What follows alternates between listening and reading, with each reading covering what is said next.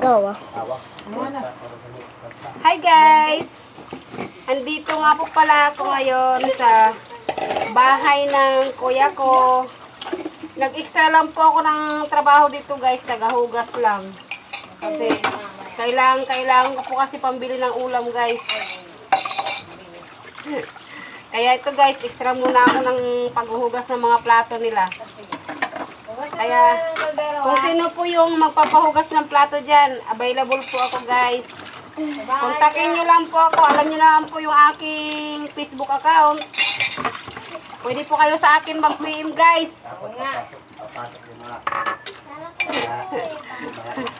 Para makatulong naman po sa nangailangan ng trabaho. Mahirap na po kasi ngayon maghanap ng trabaho guys, lalo na kagaya sa atin.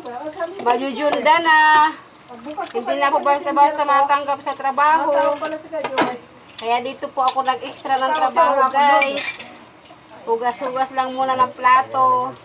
Tapos mamaya, sasahod na po ako. Yan lang guys ito. Tatapusin ko lang po yung aking trabaho dito guys. Tapos pag kayo po magpapahugas din po sa akin ng plato guys, kontakin nyo na lang po ako. Kahit ano po, yung pwede hugasan.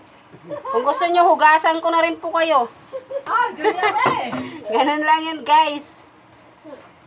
Para magkapira naman po ako. Di po ba? Kailangan kasi sa panahon ngayon gumalaw tayo para tayo magkapera.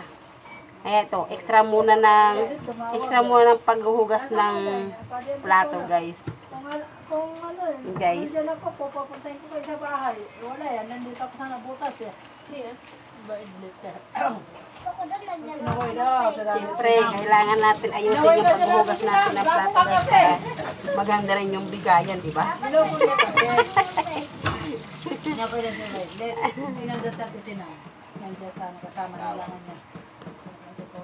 Gagalingan ko maghugas guys para magpahugas yung aking kuya. Mamaya may pambili na ako ng Pumunta ka na sa mga babae mo. Ang dami pa rin yung babae. Lumayas ka nito. ng ulam guys. Bago talaga sabi ko, gumagero kaya dyan sa atin sila. Pagbalita. Diba guys? Ano lang kadali kumita ng pera. Basta magsipag ka lang. Kahit maghugas ka lang ng plato. Awal na sa mga opisina. Hugas ka lang ng plato, kikita ka na. Di po ba?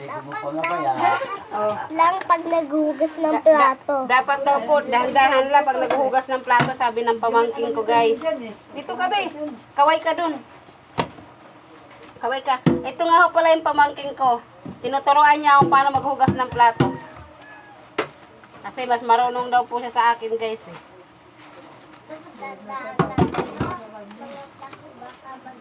Oh, dapat daw po dahan-dahan lang maghugas ng plato kasi baka mabasag. Sabi ko ng pamangking ko, 'di ba? Siya pa yung nagtuturo sa akin, guys.